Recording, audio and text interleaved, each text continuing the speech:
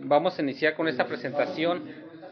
La presentación se titula Incidencias del derecho sobre la propia imagen y el derecho de autor con la conformación de una biblioteca digital. Damos las gracias a todos ustedes. Particularmente es muy interesante que se hayan sumado a esta iniciativa funcionarios y personalidades que no son del área exclusiva de tecnologías.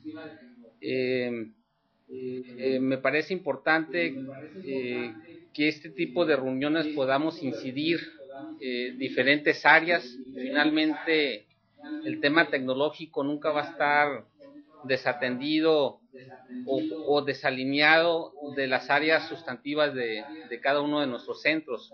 Por ello la importancia de que se hayan incorporado gente de biblioteca, de vinculación, de las secretarías, etcétera. Estamos grabando este evento, lo subiremos por supuesto en un ambiente público. Pues iniciamos con la apertura del maestro Ricardo Villegas, quien nos ha autorizado videograbar, que es como deberíamos de empezar regularmente todos los eventos, haciendo una anotación de posibilidad de subir estos eventos. El tema del derecho de autor surge dentro de esta iniciativa de biblioteca, dada la experiencia de otras iniciativas que se han dado en otras agrupaciones, particularmente el CATI, en donde hará algunos 5 años, Ricardo, hubo una iniciativa de manejar algo similar, pero en medios impresos a través de internet, que era el tema de las tesis de los centros. Por ahí hubo una fundación que financió cerca de 3 aplicaciones para poder administrar las tesis. Entiendo que el sistema que se llevó, el proceso en general se llama El Dorado, y platicando con los principales participantes de esta iniciativa, coincidimos que el problema por lo cual hoy esa iniciativa no fue exitosa no fue por un tema tecnológico, fue exclusivamente un tema de derechos de autor. Y creo que la importancia de estos temas tecnológicos es siempre involucrar a otras áreas. Hay una discusión del momento adecuado de hacer la invitación. Para nosotros hemos coincidido que es un tema muy nuevo. Seguramente con la grabación de este evento, pues ya en lo particular cada centro podrá acercarse con las áreas que correspondan, y a lo mejor más adelante pues haríamos una reunión seguramente con las áreas que tendrán que tomar el liderazgo en el tema de derechos de autor, asociado exclusivamente al tema de la biblioteca. Entonces, muy rápidamente les quiero leer un poco las referencias de Ricardo, quien amablemente nos ha apoyado en esta iniciativa, y me gustaría destacar que Ricardo justamente ha colaborado en otras iniciativas con gente de CONACYT. Les comentaba el proyecto de las tesis. Seguramente habrá trabajado en otras iniciativas. Miren, Ricardo Villega Tobar es egresado de la licenciatura en Derecho de la Universidad de las Américas,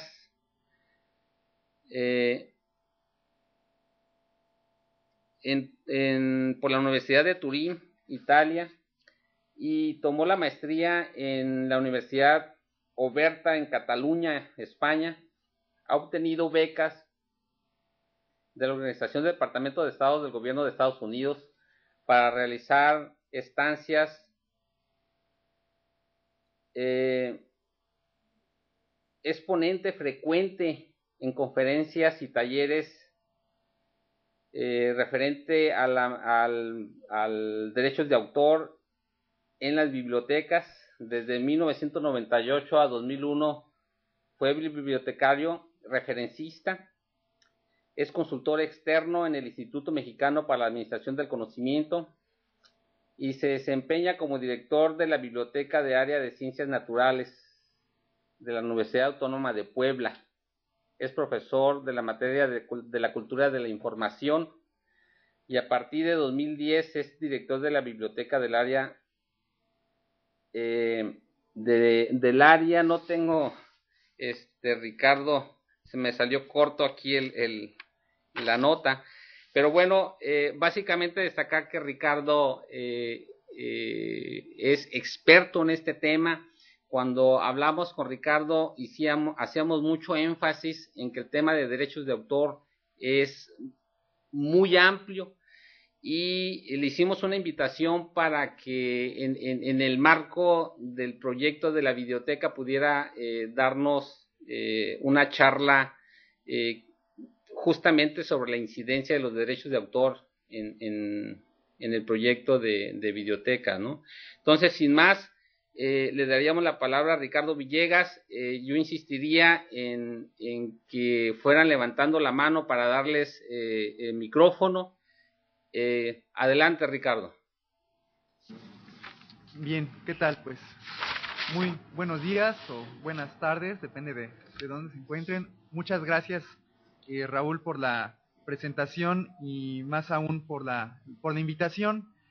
Bien, pues lo que vamos a hacer en los próximos minutos es exponer dos grandes temas de la manera más concreta posible, enfocándonos específicamente a lo que tiene que ver con la conformación de una biblioteca digital. Ricardo, entonces, parece que se apagó tu micro. Sí. No tengo más que tus primeras palabras, ya de ahí ya no hay más audio. A ver, ahorita checamos. Está muy bajito ¿sí la voz, Ricardo. A ver, ahorita me hacen favor de subir el volumen. A ver, ahí ya estamos. A ver, ¿me escuchan ahora en el Colegio de Michoacán, ¿cómo escuchan a Ricardo? Yo no tengo mucho volumen de su voz. A ver, no sé si ya me escuchan así. ¿Cómo escuchan a Ricardo? Hola, hola, ¿ya me escuchan? Ya está bien, Ricardo. ¿Me escuchan bien? Adelante, ¿Ya gracias. estamos? Ok, muy bien. Bueno, pues comentaba que vamos a dividir nuestra presentación en dos grandes partes. La primera va a ser hablar acerca del derecho sobre la propia imagen y la segunda parte la vamos a dedicar a hablar del derecho de autor y la incidencia que este tema tiene en el ámbito de la biblioteca digital, para concluir con algunas propuestas que yo les quiero plantear con el ánimo de ofrecer algunas soluciones al momento de crear una biblioteca de este tipo.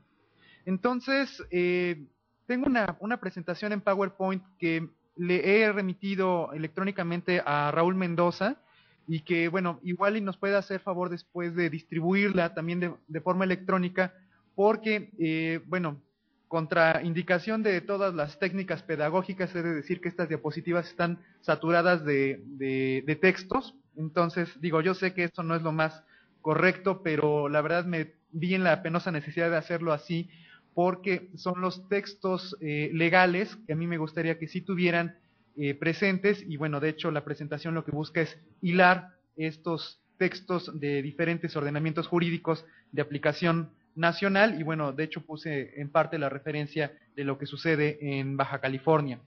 Pero bueno, demos inicio entonces a nuestra presentación. Bueno, lo que tenemos frente a nosotros es la primera imagen o la primera representación gráfica de Jesucristo. En este caso es una imagen elaborada durante el Imperio Romano, más o menos allá por el siglo III de nuestra era, y que, bueno, lógicamente representa una técnica de pequeños mosaicos, como son muy tradicionales en el país, de la forma devota, ¿no? Como también la conocemos. Entonces, ¿por qué traigo a la plática una imagen de este tipo? Bueno, en definitiva, hablar de la imagen de una persona no es un tema sencillo, muy por el contrario, es un tema muy importante si lo vemos desde la perspectiva del individuo, que es lo que sucede con nosotros mismos, ¿no? Cuando vamos a a una fiesta o vamos a alguna reunión, pues nos arreglamos muy bien, ¿no? Entonces lo que queremos es proyectar una imagen adecuada de nosotros mismos. Entonces, esta misma situación o este mismo sentimiento ha estado presente durante, pues, literalmente desde la misma existencia del ser humano, ¿no? O quizá un poco después, cuando hubo ya más conciencia sobre la imagen propia. Y aquí lo vemos en esta representación gráfica, en donde, bueno, igual ustedes se acordarán hace no mucho tiempo que se hicieron una serie de estudios para tratar de encontrar el aspecto fisionómico más cercano posible a como realmente era Jesucristo. No sé si ustedes recuerden esa situación. A lo que quiero llegar es precisamente a la importancia que como sociedad le damos a la imagen propia. Después tenemos esta segunda imagen que para todos es más que conocida, que no es otra cosa más que el cuadro quizá más famoso de Da Vinci, ¿no? La famosa Mona Lisa, y que no es también otra cosa más que una representación muy importante de manera icónica de la imagen de una persona, ¿no? Y aquí estamos hablando ya de principios del siglo XVI. Y si nos vamos un poquito más hacia adelante en el tiempo, pues tenemos esta imagen que nos hace referencia a la primera fotografía que se tomó en el año de 1826, que es lo que se conoce como una vista desde una ventana en Le Gras, allá en Francia, y tomada por Joseph Nicéphore Niepce. Entonces, con estas tres imágenes, la que les acabo de mostrar de la primera representación gráfica de Jesucristo, la Mona Lisa y finalmente esta primera fotografía, lo que quiero dar a saber es que la tecnología, de alguna forma, ha difundido de manera importante la imagen de las propias personas. A modo tal que, primeramente, tuvimos una técnica quizá pues muy sencilla, muy rudimentaria, como lo pudiera ser la exposición gráfica a partir de pequeños mosaicos. Después la pintura, el óleo y otras tantas técnicas. Y finalmente la fotografía. Y por supuesto ya en nuestros tiempos, nuestros años, la introducción de videocámaras y por supuesto la posibilidad de comunicar estos contenidos audiovisuales por medios de Internet. Entonces, definitivamente la tecnología ha sido un factor esencial al momento de hablar de la imagen propia. Pero, ¿qué es esto de la imagen propia? Bueno, por imagen propia tendríamos que contemplar que es uno de los elementos que están definidos dentro del conjunto de lo que se conoce como los derechos de la personalidad. Los derechos de la personalidad son elementos considerados principalmente en la legislación mexicana como parte de la legislación en materia civil. Y estos tienen la característica, como la estamos marcando en nuestra diapositiva, de ser un conjunto de derechos fundamentales que protegen los bienes constitutivos del núcleo más íntimo del ser humano. Entonces, en este sentido, estos derechos de la personalidad van a tener una serie de características muy peculiares, que son las que les estoy exponiendo precisamente en esta diapositiva. En primer lugar, pues van a ser esenciales, es decir, simple y sencillamente son aquellos que van a representar lo que es una persona, ¿no?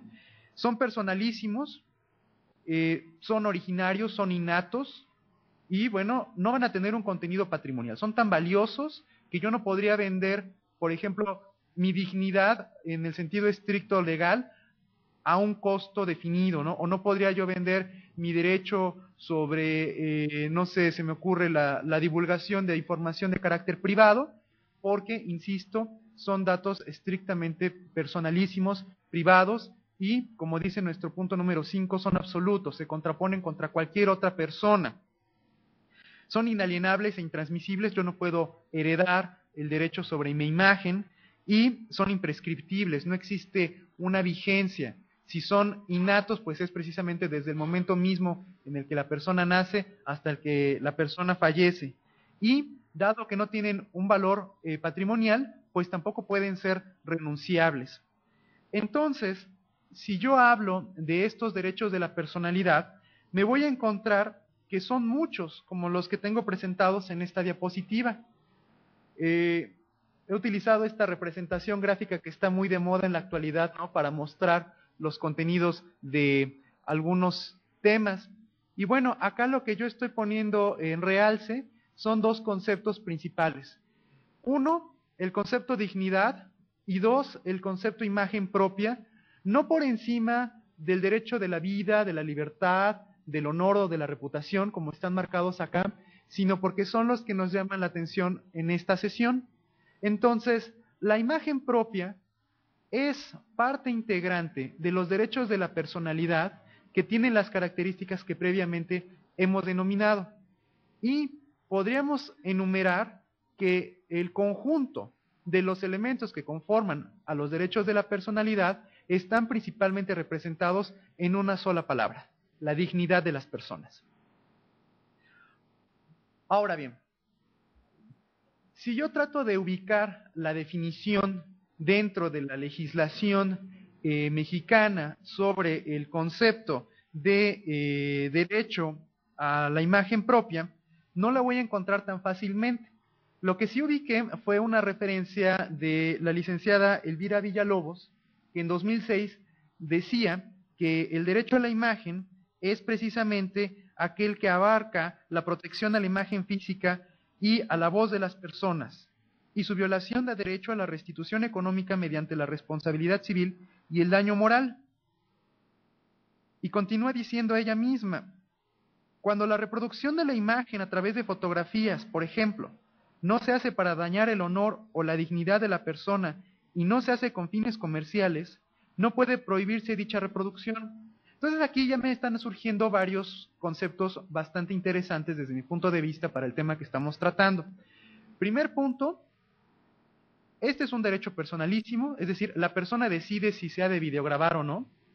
Segundo punto, en caso de que la persona se sienta afectada por el uso de su imagen, entonces es posible que esta persona exija por la vía de la demanda civil que se le restituya de alguna forma el daño que ha sufrido a partir de la figura jurídica del daño moral, que vamos a hablar de ella en un momento más. Pero también la propia licenciada Villalobos expone un caso que nos viene también a causar un poquito de incertidumbre, y les voy a comentar por qué un poquito más adelante. Y que dice ella, no puede prohibirse la reproducción de la imagen siempre y cuando esta reproducción no afecte el honor y la dignidad, ¿no? Hablando nuevamente de la dignidad como el concepto que enumera o abarca todos los elementos que ya comentamos del derecho de la personalidad. Y luego tenemos otra situación que a mí ya me causó, cuando la estaba estudiando, una interrogante, y que tiene que ver con un dictamen que se emitió a principios del siglo XX en un tribunal en Italia, en Milán, que por supuesto no tiene la más mínima aplicación en México, pero que vale la pena leer. Dice así: no se puede reproducir la figura de una persona sin su asentimiento, ni divulgar el retrato, porque cada individuo tiene una libre y exclusiva disposición del propio aspecto. Posterior a este dictamen o esta sentencia, el mismo tribunal, en un caso similar, continuó diciendo lo que a continuación tenemos: cada persona tiene un derecho exclusivo y absoluto sobre la propia imagen y, por consiguiente, facultad para impedir su reproducción y su venta. Y entonces, como pongo en mi diapositiva, lo que a mí me causa estas dos posturas es una contradicción. Por un lado, Elvira Villalobos nos dice: sí puedes hacer el registro videográfico de la imagen de una persona siempre y cuando no incurras en una afectación a la dignidad de la persona. Y por el otro lado, en un tribunal extranjero, se dice: no, no es así. El derecho sobre la fijación de la imagen propia es personalísimo y exclusivo de la persona, y en consecuencia va a ser necesario el otorgamiento o el asentimiento, como dice la propia sentencia, de la persona, ¿no? Entonces tenemos ya dos situaciones que considero debemos, al menos en este momento, tener en cuenta, ¿no? La posibilidad de algunos teóricos de no pedir permiso, y de algunos otros que dicen sí es necesario pedir permiso para videograbar a una persona. Entonces lo que vamos a hacer ahora es tratar de abundar un poco más en este tema a partir de analizar su perspectiva internacional. Entonces, tenemos a una especialista, Ana Azurmendi Adarraga, quien redactó un libro titulado El derecho a la propia imagen, su identidad y aproximación al derecho a la información.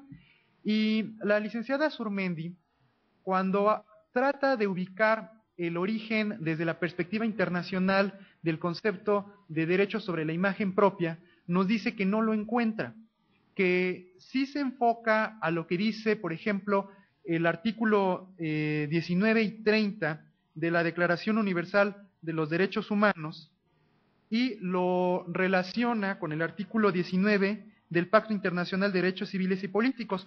Déjenme, les voy a leer brevemente el contenido de uno y de otro. Dice el artículo 19, que muy probablemente es muy conocido, especialmente en el medio bibliotecario.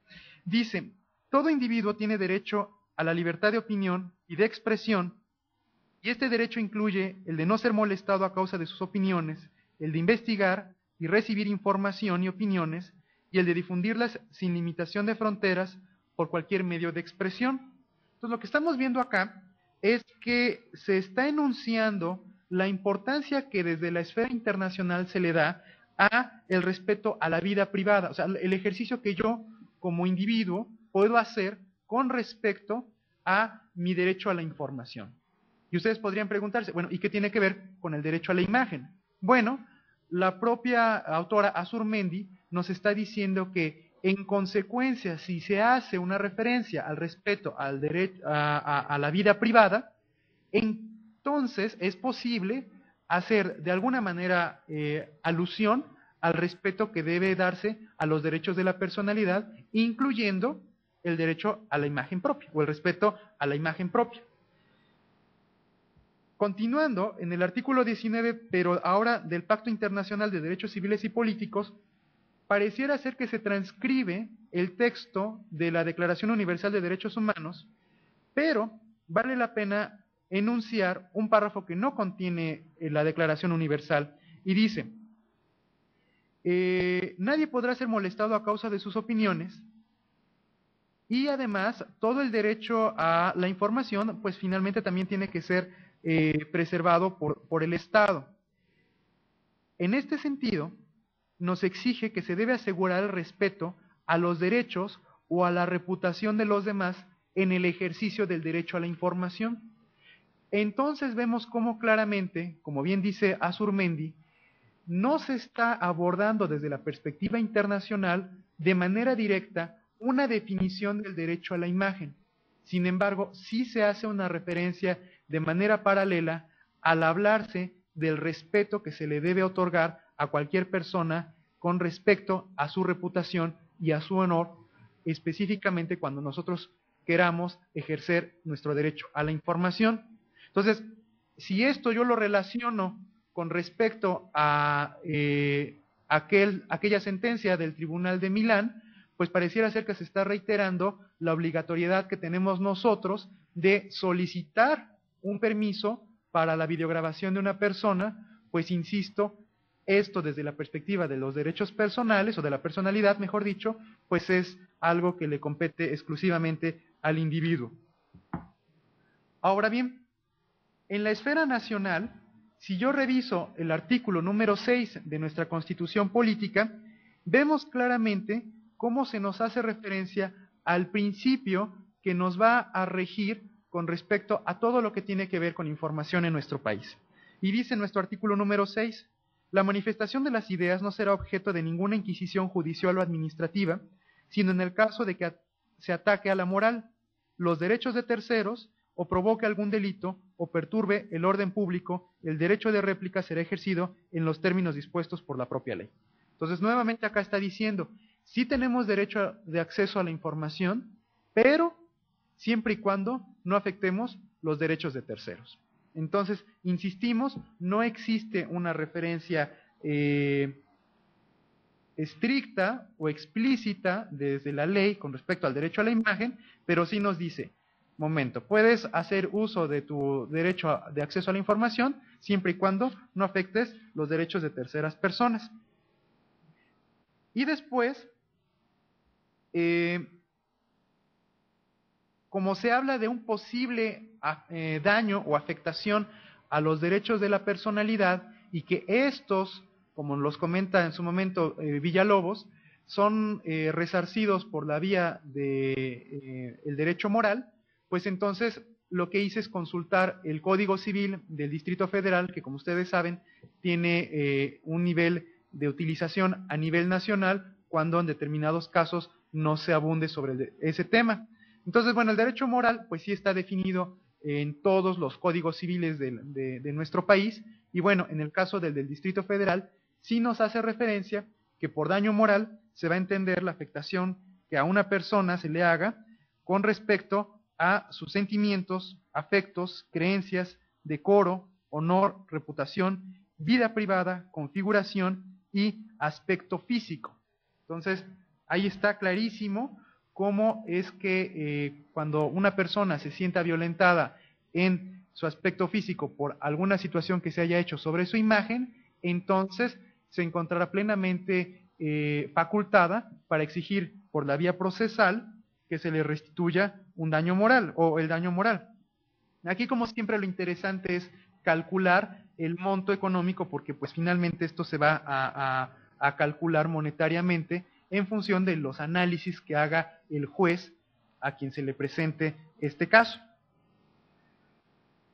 Hice una revisión del Código Civil de Baja California para ver cómo es que ellos trataban esta situación y vemos que literalmente retoman los mismos conceptos que están propuestos en el Código Civil del Distrito Federal y que, insisto, si reviso el de cualquier otro estado de nuestra república, pues los datos no van a cambiar de manera importante, como es lo que tenemos acá marcado en esta diapositiva.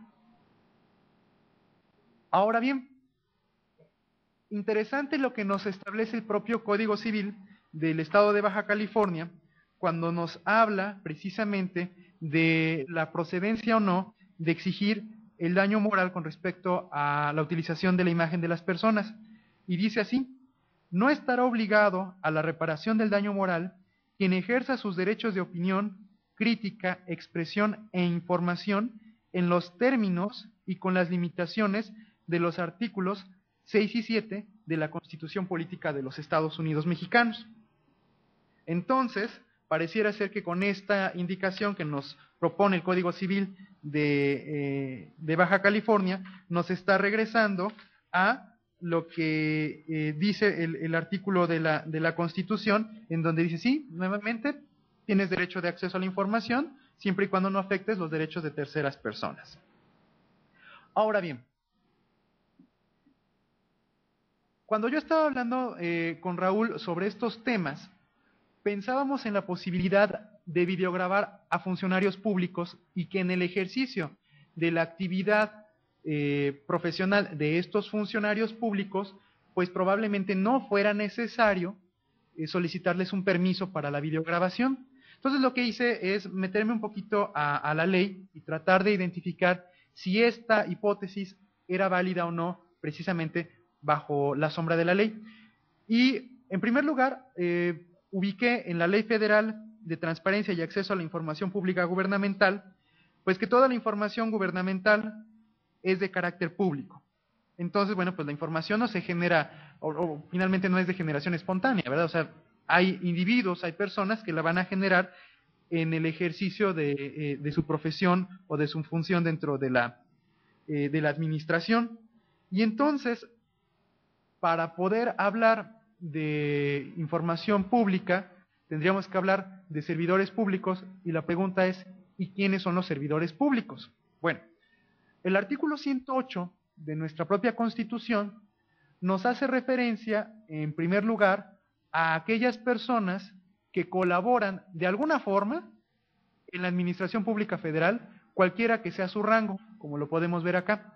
Y luego dice la propia Constitución, y vamos a permitir que sean las constituciones de los propios estados de la República quienes decidan a quiénes se va a considerar como funcionarios públicos, pero a nivel estatal y a nivel municipal.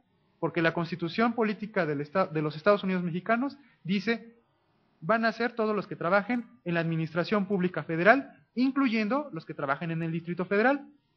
Entonces, nuevamente, me metí a revisar la Constitución Política del Estado Libre y Soberano de Baja California para tratar de ubicar cómo es que este reglamento local, esta constitución local, define a los funcionarios públicos, y nos damos cuenta que retoma el texto de la Constitución Federal. Es decir, el servidor público es toda aquella persona que trabaja en la administración estatal y municipal. Entonces, en este sentido de la palabra, lo que estamos entendiendo, lo que nos está indicando la ley, es que toda persona que trabaje en la administración municipal, estatal o federal, sin importar su nivel o jerarquía, automáticamente es considerado como funcionario público, y en consecuencia, pareciera ser que desde la perspectiva de la Ley Federal de Transparencia y Acceso a la Información, todos los actos de estos individuos, en estos 3 niveles de gobierno, automáticamente es de carácter público. Pero, al menos eso es lo que dictaría la lógica, aunque en el sentido estricto de la palabra no lo es, porque resulta ser que la Ley Federal de Transparencia y Acceso a la Información Pública Gubernamental dice que sí será público toda la información de los servidores públicos a nivel federal.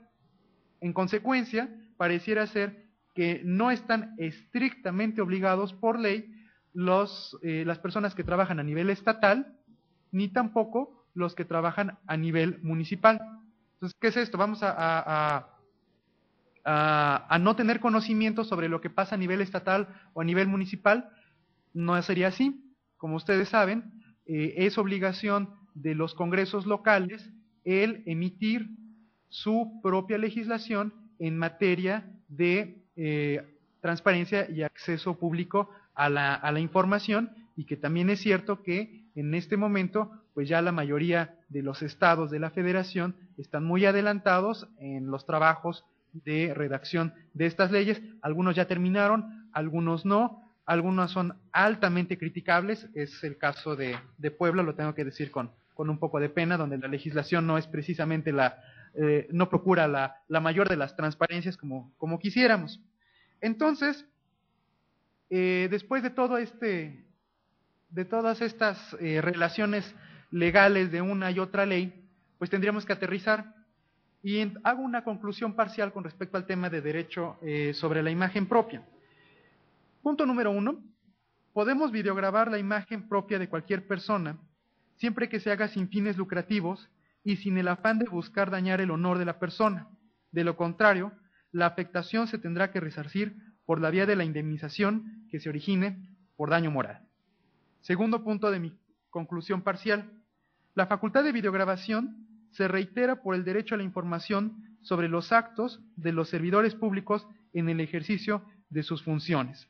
Entonces, con lo que tenemos en esta diapositiva, pues sí está permitido la videograbación, siempre que no lo hagamos con fines lucrativos, siempre que no busquemos el escarnio, la mofa, la caricaturización, la ridiculización de las personas, que por supuesto yo de antemano sé que en ningún momento es el objetivo de los proyectos que ustedes persiguen. Entonces, por tal motivo, creo que no habría mayor problema, y además que en todo momento persiste a favor del individuo o de la persona, pues la facultad de que en caso de que se considere afectada en estos derechos, pues demandar ante los tribunales respectivos en materia civil el equivalente que considere adecuado, ejerciendo su derecho sobre el tema de daño moral. Ok, y bueno, con respecto al tema de los funcionarios públicos, pues yo lo veo de esta manera. El funcionario público, antes de serlo, pues es un individuo, es una persona. Y en consecuencia, todos los actos que realice en el ejercicio de su trabajo son públicos y bien podrían videograbarse siempre y cuando, nuevamente, nosotros respetemos todo lo que hemos comentado con respecto a los derechos de la personalidad, precisamente haciendo alusión a su carácter de individuo, de persona. Ok, ahora vamos a hablar de nuestro segundo tema, o la segunda parte de nuestro tema, que tiene que ver con los derechos de autor. Acá, más allá de explicar qué son, lo que voy a tratar de hacer de manera ya muy breve es cuál es su incidencia en el ámbito de la generación de una biblioteca de carácter digital. Bueno, los derechos de autor forman parte de un conjunto de ramas jurídicas a la cual conocemos como propiedad intelectual, y acá tenemos un diagrama que nos muestra más o menos cuál es la ubicación temática de esta área jurídica, y esta rama, el derecho de autor, pues va a ser un conjunto de derechos encaminados a proteger las obras literarias y artísticas. Y entonces acá, cuando hablamos de obras literarias y artísticas, habrá que segmentar el proceso de creación de las obras literarias y artísticas. Veámoslo de esta manera. Ahorita estamos en una videoconferencia, entonces hay una videograbación de la imagen propia. Entonces, este es un primer concepto. Ahora bien, todo lo que en este momento yo esté diciendo es una expresión que puede ser considerada como una obra literaria. ¿Por qué? Porque contiene elementos de originalidad, porque es el resultado de una investigación, finalmente porque es el resultado de una actividad de carácter intelectual. Entonces ya tenemos dos conceptos bien importantes que habrá que mantener en mente.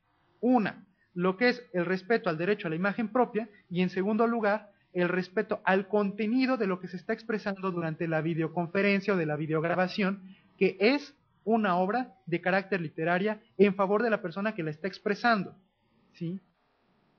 Entonces, el derecho de autor tiene una doble finalidad.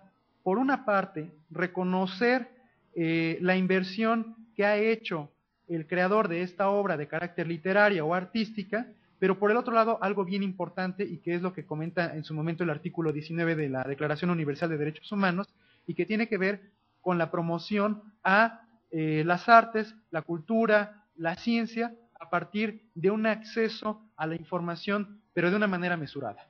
Entonces, el derecho de autor, por decirlo de alguna manera, es una balanza en donde por un lado está la obligación que se tiene por parte de la sociedad de respetar la producción intelectual de los individuos, pero por el otro lado es la obligación que tiene el propio creador de la obra de permitir que bajo ciertas condiciones especiales la persona, o en este caso los integrantes de la sociedad, podamos consultar esos contenidos. Entonces, esta relación biunívoca realmente en papel es muy sencilla de expresarla, pero en la práctica es algo de las cosas más complicadas que podamos nosotros llevar literalmente a la práctica, como seguramente ustedes lo verán cotidianamente cuando desean consultar algunas informaciones.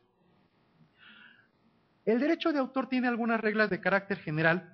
En primer lugar, y esto es particularmente importante para los efectos de la videograbación, una obra se va a proteger cuando ésta esté soportada en un bien material.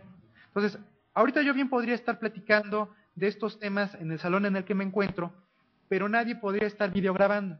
Entonces, como decimos coloquialmente, pues las palabras se las lleva el viento y entonces no hay obra. Pero en el momento en que existe una videograbación, entonces ya se está fijando en un soporte material que va a permitir que una tercera persona, en un momento asíncrono, pueda tener conocimiento de lo que nosotros en este momento estamos comentando.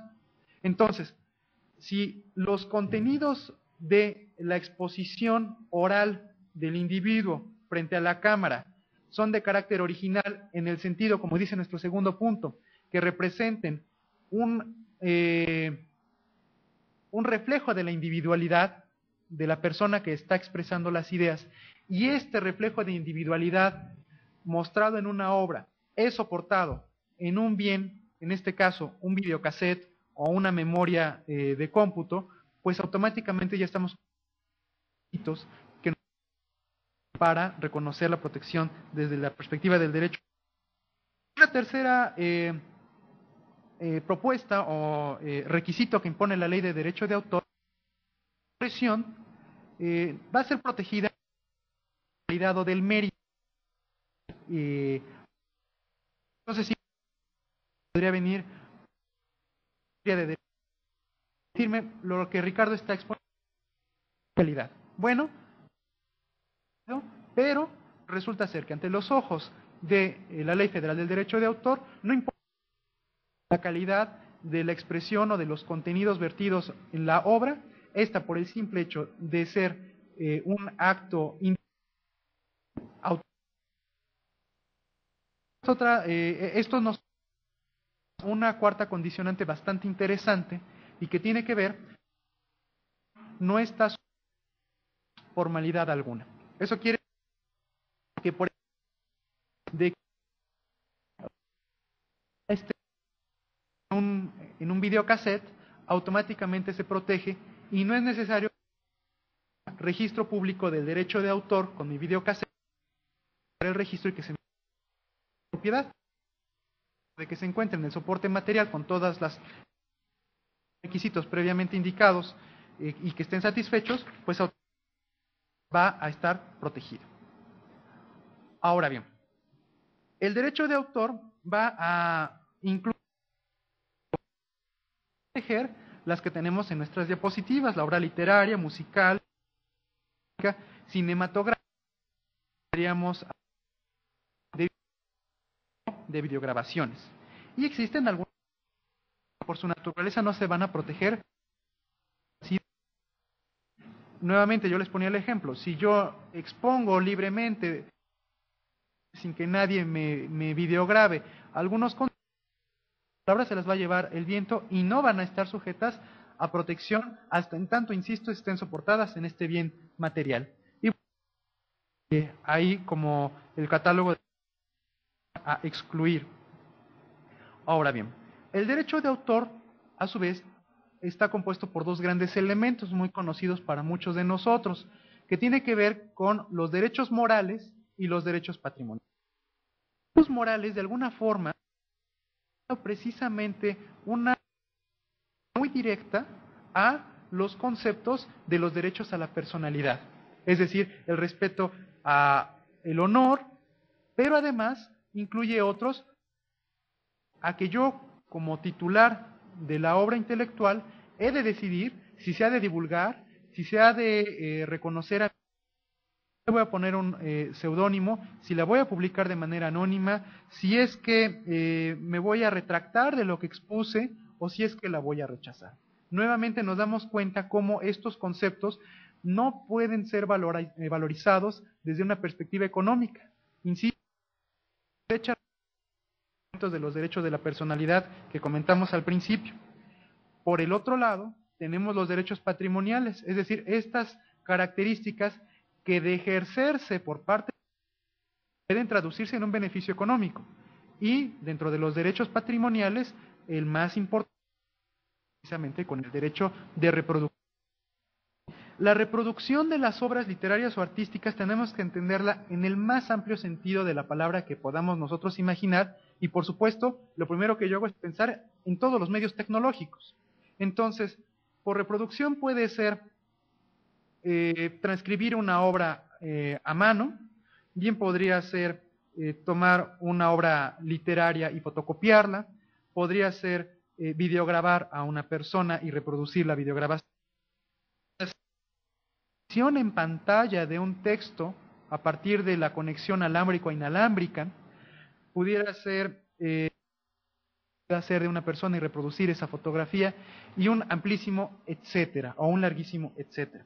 Es decir, todos aquellos medios mecánicos, tecnológicos, de alguna forma, por su utilización, puedan traducir la de que el titular de los derechos obtenga un beneficio de carácter económico. E insisto, este no es un tema poco serio, muy por el contrario. Si yo pienso en la industria cinematográfica de Estados Unidos de América o de la India, pues estamos hablando que los ingresos que genera pues se miden en varios puntos dentro del Producto Interno Bruto de esos países.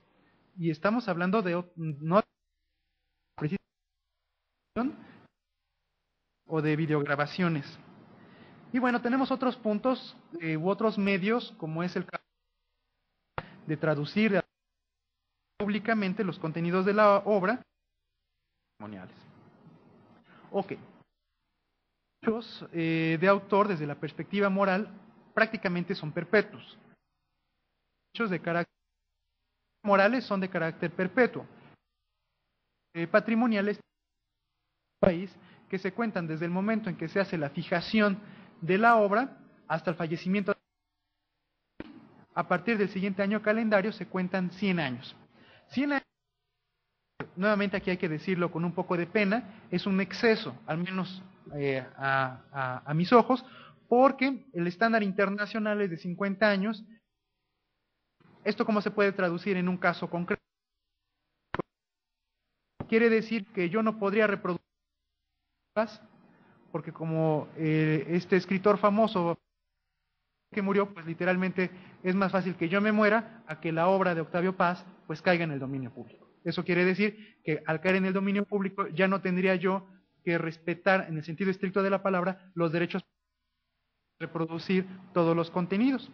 Los derechos morales, pues insisto, serán perpetuos, y aunque pasen 200, 300, 400 años, pues la obra de Octavio Paz tendrá que seguir, por ejemplo, como de la autoría del propio Octavio Paz. Bien, aquí entra un punto también me parece muy interesante, que tiene que ver con los derechos conexos.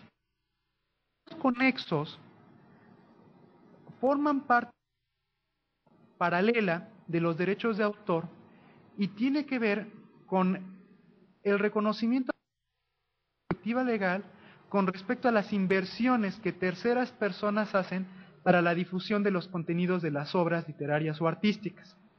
¿Qué quiere decir esto? Pues que si tenemos a un conferencista que llega a nuestra institución y expone sus contenidos, pues esta persona, además de ser titular de los derechos que responde, pues va a ser titular de los derechos morales y patrimoniales desde la perspectiva del derecho de autor.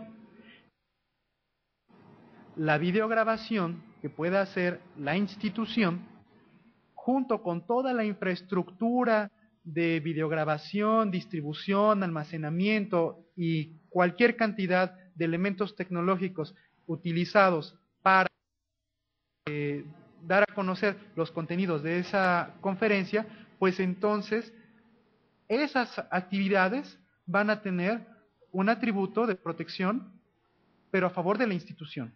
Y a eso se le conoce como los derechos conexos.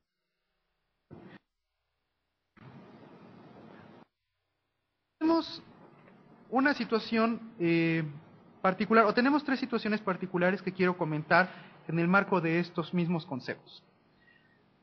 Punto número 1.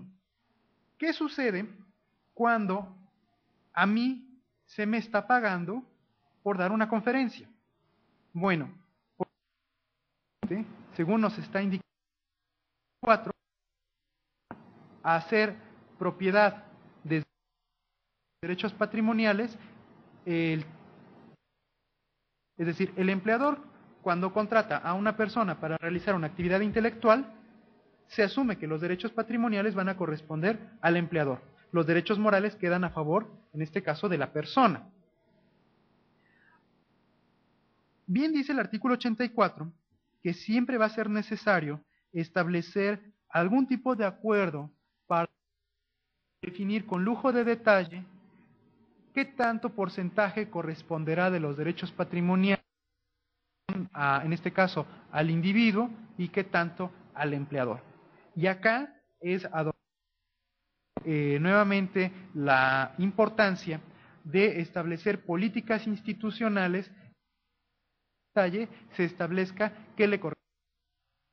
Yo conozco por documentos el caso del Instituto Mora, en donde dieron una política interna y establecen con base a lo establecido por el propio artículo 84. Digo, pero seguramente son muchas las instituciones que ya han estado trabajando muy activamente en este rubro.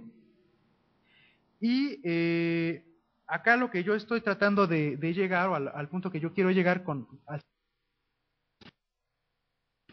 el hecho de, bueno, tengo a dar una conferencia, pues entonces sí voy a ser titular de derechos patrimoniales, pero nunca que este acuerdo no lo esté supeditando a lo que de alguna forma está diciendo la ley, sino que el acuerdo lo hagamos directamente entre el conferencista y yo como institución por medio de un escrito, que es parte de mi propuesta. Segundo punto que quiero comentar, y es nuevamente un tema para... es esto que aplicarse en México nos vendría a resolver casi todo el problema que estamos tratando de resolver ahora. México forma parte del Convenio de Berna, que es un tratado internacional de las obras literarias y artísticas, y este tratado existe desde 1880, parte de él más o menos desde los pasados 50, 60 años. Bueno, este tratado nosotros no lo podemos invocar de manera directa porque es un tratado de homologar los principios en materia de derecho de autor a nivel internacional. Es decir, que todos los países que se adhieran a él de los mismos principios para que, como quien dice, todos hablemos el mismo idioma. Ahora bien, el tratado o el convenio de Berna establece los principios generales, pero también expone algunos casos en donde es decisión de las legislaciones o de las legislaturas, mejor dicho, nacionales, si es que optan o no por asumirla dentro de su propia ley de derechos de autor. Y digo que nos podría venir a resolver este asunto. Los derechos patrimoniales, como los he brevemente definido, se pueden delimitar en función de determinados usos o condiciones muy concretas. Entonces, si leemos este artículo 2 bis, nos dice que nosotros podemos limitar la protección, insisto, desde la perspectiva de los derechos patrimoniales, nunca sí de los derechos morales, con respecto a determinados discursos, algunas utilizaciones de conferencias y alocuciones, y el derecho de reunir en colección estas obras. Y me voy a permitir leerlo porque me parece particularmente interesante. Dice: se reserva a las legislaciones de los países de la Unión la facultad de excluir total o parcialmente de la protección prevista en el artículo anterior a los discursos políticos y los pronunciados en debates judiciales. Se reserva también a las legislaciones de los países de la Unión la facultad de establecer las condiciones en las que las conferencias, alocuciones de misma naturaleza, pronunciadas en público, podrán ser reproducidas por la prensa, radiodifundidas, y ser objeto de las comunicaciones públicas a las que se refiere el artículo 11 bis del presente convenio. La utilización esté justificada por el fin informativo.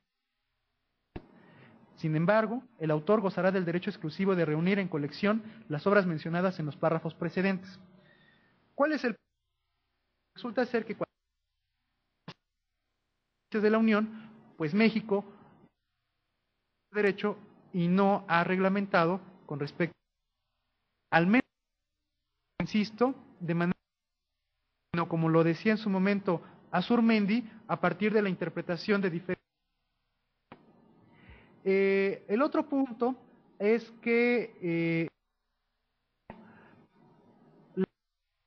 como tal, no es una de derecho de autor, pero la información de carácter noticiosa. Por ejemplo, si yo les digo, el día de ayer falleció el autor portugués Saramago, pero si ahorita alguien lo, digamos, lo expone del canal, este canal X, va a darle una modalidad de expresión. Y entonces lo que se protege no es la noticia o el hecho, sino lo que se protege en que el canal X, en consecuencia va a haber un canal Y o un canal Z que dé a conocer información, la modalidad en que lo exprese va a causar derechos de autor, no en favor, sino en favor de la empresa de radiodifusión o de televisión. Entonces, literalmente en México al no estar plenamente, si es que tenemos la limitación a los derechos patrimoniales, eh, dados a conocer en conferencias o alocuciones, llevar nuestro tema a donde lo podamos privado es el contrato que podamos establecer entre la persona que vamos a videograbar y nosotros. El tercer punto que quería comentar tiene que ver con la perspectiva de los retratos según lo que establece la Ley Federal del Derecho de Autor, y dice este punto: el retrato de una persona solo puede ser usado o publicado con su consentimiento expreso o bien con el de sus representantes o los titulares de los derechos correspondientes. La autorización de usar o publicar el retrato podrá revocarse por quien la otorgó, quien en su caso responderá por los daños y perjuicios que pudiera ocasionar dicha revocación. Dice: no será necesario el consentimiento a que se refiere este artículo cuando se trate del retrato de una persona que forme parte menor de un conjunto o la fotografía sea tomada en un lugar público y con fines informativos o periodísticos. Entonces, pues nuevamente regresamos al tema de la solicitud de autorización para poder videograbar a una persona. Ok, con esta diapositiva doy por concluido el tema 2, que es derechos de autor, y después de hacer este pues paseo virtual por un montón de artículos y leyes, que espero que no los haya aburrido mucho, lo que quiero hacer es aterrizar todo esto en una serie de propuestas que Raúl en su momento me expuso. Yo tengo, para empezar con mis propuestas, que partir de algo que todos conocemos, como es la famosa frase de Benito Juárez: del respeto al derecho ajeno es la paz, y que a Azurmendi me pareció muy interesante la manera en que lo expone y que yo lo traduzco en la parte inferior de la diapositiva, que dice: nadie puede acogerse a un derecho para conseguir suprimir otro. Y lo represento de manera gráfica con esta balanza, a donde por un lado tenemos el derecho a la información que nos corresponde a todos los individuos, precisamente en el ejercicio del artículo 19 de la Declaración Universal de los Derechos Humanos, del Pacto sobre Derechos Humanos que también cité, y por supuesto el atributo que tenemos como individuos de la libertad de expresión, ¿no? Tenemos por un lado ese enorme conjunto de derechos, insisto, de carácter universal, de carácter humano. Pero por el otro lado tenemos el derecho a la propia imagen y el derecho de autor. Uno y otro, como dijimos, no están estrictamente definidos en la codificación internacional, como pasa con el derecho a la información y a la libertad de expresión, pero sí están representados en las legislaciones nacionales. Entonces, lo que nosotros tenemos que alcanzar es precisamente un equilibrio entre estos dos grandes rubros. Por tanto, yo puedo fijar en uso visual la imagen y voz de una persona, aún sin su consentimiento, pero siempre y cuando no afecte la dignidad de esa persona y yo no persiga fines comerciales. Segunda conclusión general que puedo dar es que yo no puedo reproducir los contenidos audiovisuales, ya que estos están protegidos por derecho de autor, excepto en el momento en el que yo tenga la autorización para hacerlo. Para llevar todavía un poco más a profundidad estas conclusiones, pongo los siguientes casos que creo que son los que ustedes tienen frente a ustedes mismos. Primer caso: ¿qué hago con los videos que actualmente yo ya tengo grabados y almacenados? Bueno, haciendo alusión a la pública y a la no búsqueda de fines lucrativos, puedo mantener los videos, pero no puedo reproducirlos por cualquier medio conocido por conocerse, debido al contenido intelectual que estos tienen y que están a favor de sus titulares, excepto si cuento con el permiso. Entonces, a lo mejor esto puede ser así como que, bueno, esperábamos que nos dijeras que sí podíamos hacerlo y resulta ser que nos dices que no se puede hacer. Y muchas veces el derecho de autor es más como un impedimento o una barrera más que como una solución. Entonces, aquí lo que yo considero adecuado no es precisamente tomar al derecho de autor como una barrera, sino como un medio de solución por medios tecnológicos. ¿Cuál pudiera ser el caso? Les expongo esta posible solución a el caso en el que ustedes ya tienen actualmente generada una videoteca. Y es la siguiente.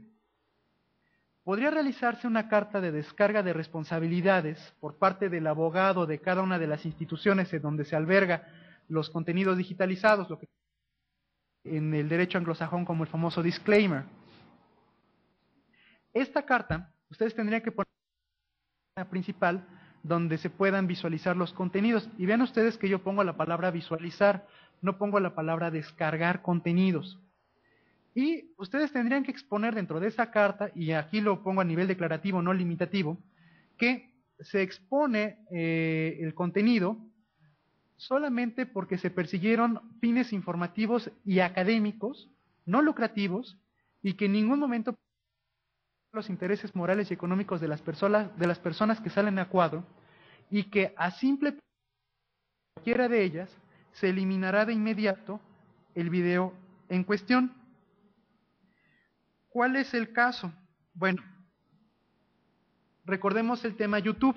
YouTube es uno de los temas más comunes en la actualidad. ¿Qué es lo que sucede? O sea, ¿cómo es que YouTube tiene la facultad de que se albergue en sus repositorios digitales tantísimos videos que enormemente sabemos que no son propiedad de YouTube, ¿no?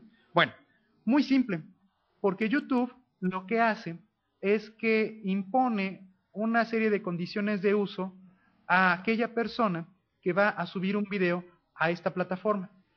Y la condición particular e interesante que impone YouTube es la que dice: tú individuo, cuando subas un video a mi plataforma, me estás asegurando que tú eres el titular de los derechos de autor sobre esa obra y que el hecho de que yo suba este video a mí no me va a causar ninguna responsabilidad porque yo estoy excluyéndome de todas las eventuales responsabilidades que como proveedor del servicio se me puedan imputar, dado que tú me estás asegurando que eres el titular de los derechos de autor.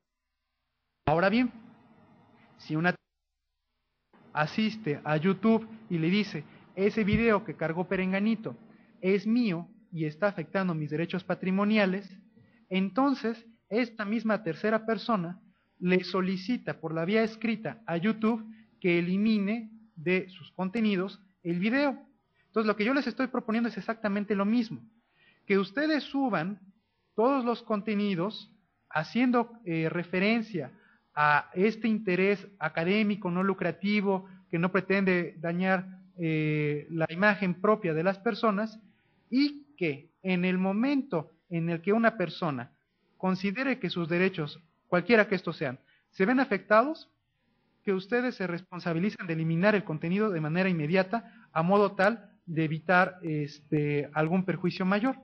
Esa es mi propuesta, aunque insisto, yo se las estoy planteando para que a su vez ustedes lo comenten con los abogados de sus instituciones, pues quienes tendrían que redactar esta carta son los abogados de las propias instituciones y ellos verán la viabilidad de esta propuesta o no.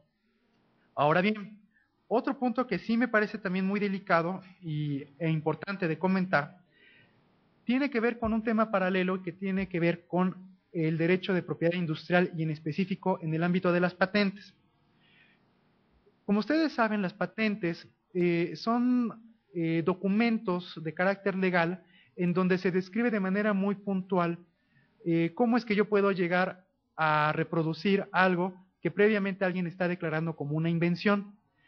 El Estado, para poder reconocer y otorgar un documento, exige una serie de requisitos, y entre esos requisitos está el de novedad. Y por novedad, la Ley de Propiedad Industrial hace referencia a que esto que se está solicitando como reconocimiento de patente realmente conocer previamente. ¿Qué tiene que ver esto con? Imagínense ustedes que lo que están videograbando es un examen profesional de maestría o de doctorado, inclusive de licenciatura, y que dentro de los contenidos que se están videograbando, se están exponiendo partes importantes de lo que eventualmente el expositor va a solicitar como patente. Esta información y la cargan en un repositorio de acceso digital público y gratuito. Cuando esta persona solicite la patente y se verifique el estado de novedad de lo que está declarando como invención, puede que no se le otorgue la patente porque la novedad se perdió en el momento en que ustedes expusieron en su video el contenido de la invención. Entonces, como pueden darse cuenta, pues esto puede ser relativamente delicado, ¿no? Porque ustedes en ningún momento pretenden menoscabar el derecho de solicitar la patente de un invento, pero por esta función informativa que persiguen, eventualmente pueden lograr el menoscabo. Por tanto, se reitera la necesidad que cuando ustedes estén por videograbar a una persona y esté por exponer contenidos que eventualmente puedan ser se le notifique a este expositor, mira, hay esta situación, si te videograbamos y exponemos tu contenido, podemos dañar de manera importante el principio de novedad, excepto que por un lado tú estés permitiéndonos la videograbación y por el otro lado estés solicitando la patente. ¿Por qué? Porque la propia ley da un lapso de 12 años contados, digo, de 12 meses, perdón, contados desde el momento en que se solicita hacia atrás, en donde eventualmente sí se pudo dar a conocer la información. Pero si han pasado, se me ocurre, estamos en el mes de junio de 2010 y el expositor solicita la patente en diciembre de 2011, entonces obligadamente ya perdió el estado de novedad de su propia patente. Ok, y bueno, para terminar, ya pienso en un segundo escenario, que son las videograbaciones por realizarse, las que están por realizarse en el futuro. Nuevamente, propongo la redacción de una carta solicitando la autorización, y vean que el concepto de autorización yo lo estoy poniendo en negritas, porque no estoy diciendo la cesión de los derechos patrimoniales o grabación de los contenidos expuestos. ¿Por qué? Porque solicitar una cesión de derechos implicaría no solamente un contrato, sino el registro del contrato ante el Instituto Nacional del Derecho de Autor para que éste tenga una validez de carácter público, lo cual se me hace mucha burocracia para los efectos que ustedes buscan. Entonces, la simple autorización es más que suficiente. Ustedes en un solo acto resuelvan prácticamente todos los surgir. Punto número 1, ustedes van a estar autorizados por medio de esta carta. Punto número 2, ustedes van a estar facultados para realizar todos los actos técnicos o tecnológicos necesarios para el almacenamiento digital de la obra y la distribución de la misma por estos mismos medios digitales. Y por supuesto, de la puesta a disposición de terceras personas, estamos hablando de los conceptos de derechos patrimoniales, específicamente del derecho de reproducción. Y bueno, el artículo 27 de la propia Ley Federal de Derecho de Autor, que ya no voy a leer, de todos esos derechos que ustedes deberían perseguir dentro de autorización. Bueno, pues hasta aquí mi presentación. Espero que no haya sido muy cantidad de datos legales y que realmente ofrezca una solución, y pues abro el micrófono a ustedes para que, si es el caso, tienen alguna duda, pues ver la manera en que la podamos resolver a la luz de la ley. Muy bien, Ricardo. Ciertamente este mensaje virtual fue muy constructivo. No pretendemos, por supuesto, ser expertos. Sin embargo, me parece que el compartir esta presentación, que ya luego traslado con tu autorización a los restos de los centros, nos va a permitir tener de una forma muy inmediata un bosquejo y sobre todo referencias muy centradas sobre el tema, algo que a ti te ha llevado un par de maestrías y bastantes años estar abordando, nos las da así de forma sintetizada. Seguramente tendríamos que hacer en algún momento alguna reunión de trabajo para madurar el tema, sobre todo en el cómo conducirnos para la aplicación. Pero quisiera aprovechar, antes de pasar la palabra, enmarcar otra vez la actividad de la que estamos trabajando. Mira, hay instituciones que el tema de las bibliotecas han sido trabajados años atrás y el tema de la biblioteca es un tema institucional. Pero hace 1 año y medio esto se vuelca en el seno de los tecnólogos de la red de colegios con un fin muy particular. Los eventos académicos entre los centros asociados a esta red de colegios los queremos publicar. Y esto nos presenta un panorama muy favorable.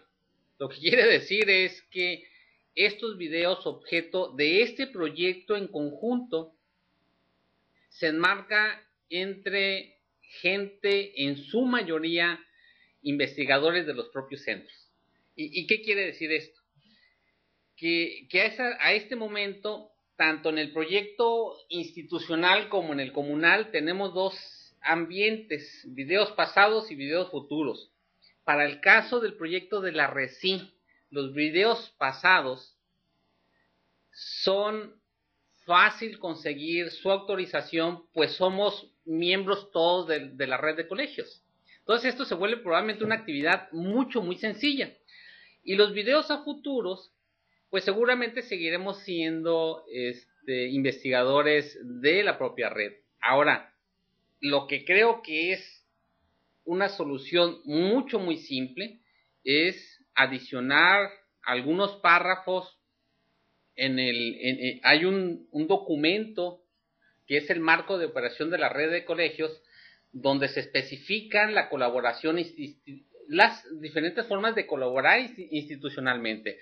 Me parece que sugerir incorporar algunos párrafos donde se dé por hecho la participación institucional y su grabación, aprobando de antemano su puesta pública en un ambiente de internet. Eso, al menos el proyecto de la RECI, creo que brincaría toda la parte legal y de derechos de autor, porque está muy encajonado. Ahora, para los proyectos, quienes además seguiremos el proyecto institucional de biblioteca, pues nos das justamente mucho material para poder ir trabajando hacia atrás toda esta parte legal del disclaimer. Hacia el futuro seguramente también nos dan muchos elementos para irnos protegiendo.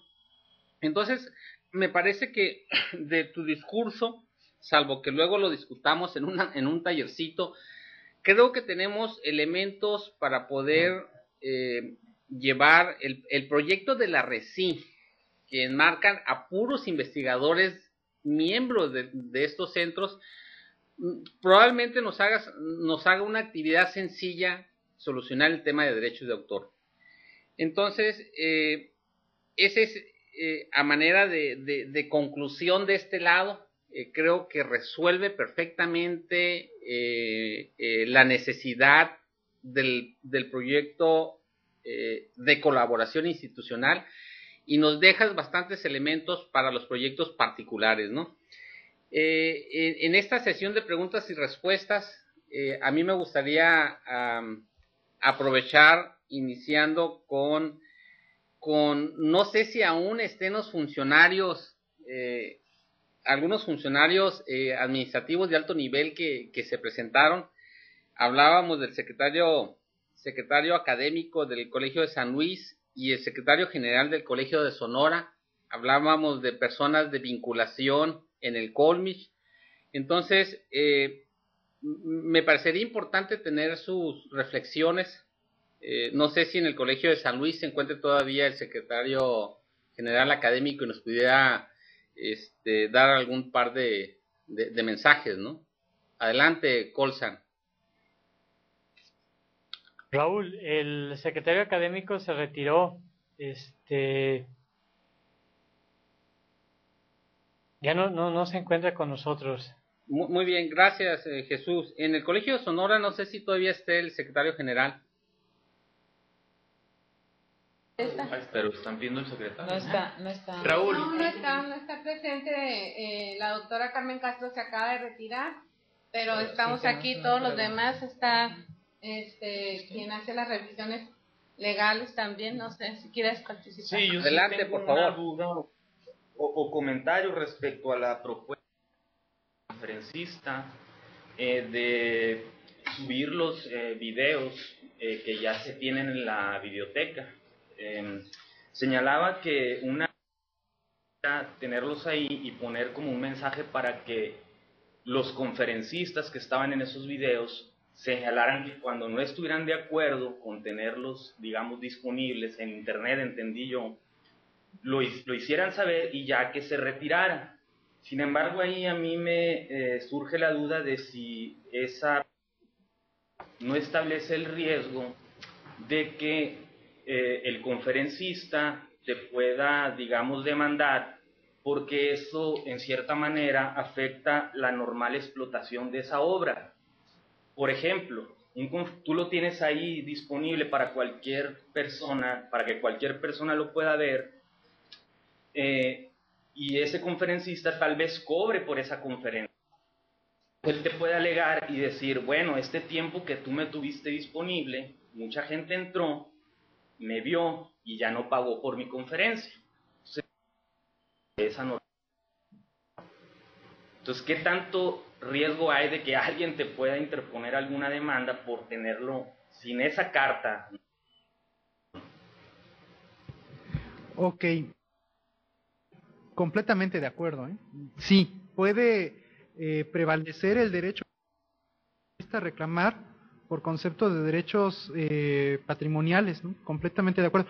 Por eso yo les decía, es una propuesta y que la declaro tanto riesgosa, la considero desde la perspectiva en el que no hay tanto temor o el daño no puede ser tan grave, dado que se puede argumentar todos los principios de derecho a la información, que no se busca un fin lucrativo, que estamos en ambientes académicos, etcétera, etcétera. Pero te concedo toda la razón. Si yo me pongo del lado del conferencista, o sea, si yo fuera el abogado del conferencista, yo sí demandaría por violación a mis derechos patrimoniales con respecto a la reproducción de los contenidos. Ahora bien, tú pones un escenario particular que es el que el conferencista cobre por esa conferencia. Entonces, si es el caso, retomo lo que el artículo 84 de la indica, que cuando es un trabajo encargado, pues entonces los derechos patrimoniales le corresponden al empleador. Claro que nunca estará de más llegar en donde se especifique los alcances de estas autorizaciones de uso de la obra, ¿no? Entonces, con esto yo reitero la importancia que tiene de establecer, por un lado, políticas internas y que emanadas de esas políticas internas se generen documentos que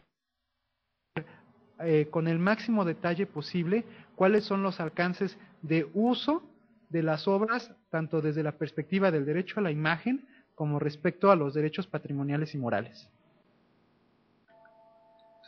Ricardo, si me permites un comentario. Mira, por aquí me puse a investigar cuál es la práctica del Colegio de la Frontera Norte para lo que es la organización de los eventos académicos. Y resalto el tema de los eventos académicos porque es importante acotar que la biblioteca está suscrita justamente a temas académicos, a eventos académicos, ¿no? Entonces, seguramente la práctica que les voy a comentar, seguramente es una práctica, si no de todas, de la gran mayoría de los centros públicos, no nada más de la RECIN y de CONACYT. Entonces, yo, COLEF, cuando quiero invitar al Colegio de Sonora, por ejemplo, a un investigador a participar en una conferencia, pues a través de mis redes me acerco con el investigador interesado, porque tengamos algunos proyectos relacionados o porque sé que tiene el tema, pero hay un acercamiento previo donde se plantea la posibilidad de colaborar o participar en una conferencia, ponencia, etcétera, ¿no? Pero al final del día, para que el investigador del Colegio de Sonora, de San Luis o de Colmex, quien sea, ocupe tiempo para que participe a distancia, si quieres ve tomando quién participar, para que participen a distancia o presencialmente, de cualquiera de las dos formas, el investigador requiere una autorización de su centro o, por supuesto, para que tenga esta autorización o de su director departamental, necesita una invitación. Entonces, entiendo que al final del día, para que puedan el investigador participar, darles viáticos, apartar salas, etcétera, pues tiene que haber una participación de por medio, y me parece que en ese sentido es importante esas políticas internas que tú comentas, que vayamos asegurándonos que los medios que formalizan un evento incluyan los apartados suficientes donde se menciona que esa colaboración en particular es susceptible a su grabación y a su futura puesta en un ambiente público. Entonces, todos los conferencistas, sean investigadores internos o externos, terminamos enviándoles una invitación formal. El problema es que te conteste, que te contesten por teléfono y no te quedes con un soporte, ¿no? Pero terminas diciéndolo, invitándole, y me parece que hay una oportunidad ahí muy importante donde podemos plasmar la intención futura de armar esa biblioteca. Ahora bien, además de esta invitación, mucha de la información que se da entre los centros se genera a través de proyectos. La mayoría de los proyectos, cuando tienen recursos propios, se generan convenios institucionales. Me parece también que es un área importante que se debería de aprovechar para que de aquí en lo futuro se prevea la posibilidad de que, así como hay conferencias o presentación de avances, se presenten apartados donde se indique la posibilidad de grabar estas presentaciones dentro de los propios convenios. Además de los convenios, te comento que está este marco de colaboración entre los centros, que también podríamos incluir esto. Entonces creo que una actividad importante que nos va a restar a nosotros es este taller donde aterricemos los entornos donde nos desenvolvemos y cuáles son los medios formales en los que esto se desarrolla y dónde podemos incorporar estos mensajes que nos permitan hacia lo futuro cubrirnos, ¿no? Entonces, por ahí el Ciesas, dejo yo esta idea y le paso la palabra a Ciesas. Después de 3 participaciones, te pasamos la palabra a ti, Ricardo. Adelante, Ciesas. Por parte del director de publicaciones, Gonzalo Maulén. Sí, gracias. Bueno, yo tengo 2 consultas que hacer. En la conferencia con las imágenes que inició Ricardo en su conferencia, presentó una imagen de Cristo y una imagen de la Mona Lisa. Si yo quiero, en el caso de eso, si yo quisiera poner esa imagen de Cristo en algún video y ponerlo en la web para que la red esté disponible, lo mismo que la imagen de la Mona Lisa, en el entendido de que los autores ya no están ni tienen derechos patrimoniales sobre su obra, ¿qué derechos patrimoniales son los que se afectan en esos casos? En lo específico.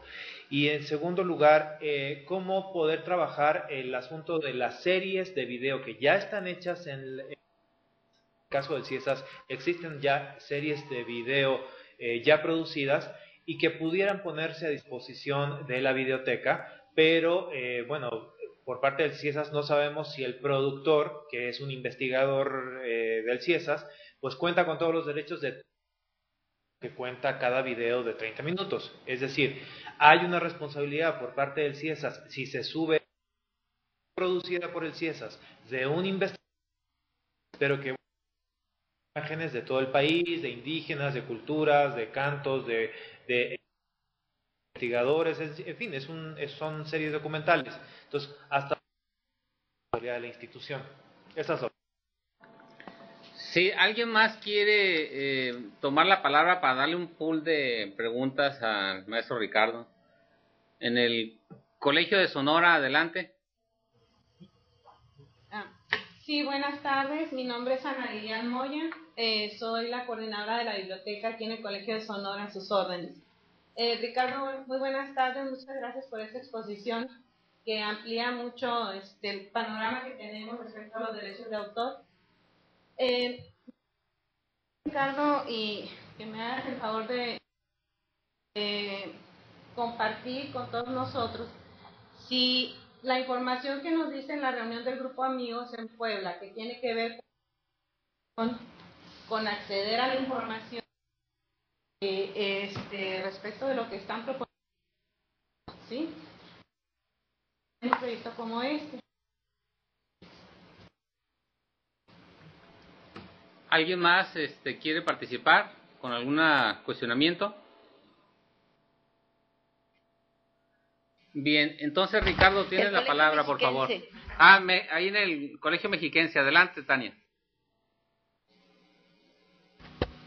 Buenos días, Ricardo, realmente todo lo que ha hablado al respecto de derechos de autor. Nosotros tenemos una inquietud y bueno, quizás tengas información, esto también nos pueda ayudar.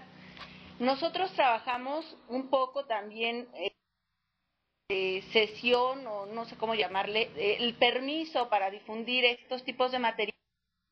A veces también de si tú tienes algo de información al respecto. Porque, por ejemplo, aquí en el Mexiquense, y bueno, esto ya lo habíamos comentado antes, nosotros desde hace ya un tiempo, del año pasado y lo que llevamos de obviamente de la videoteca, nosotros no subimos material a nuestro sitio si no nos ha firmado.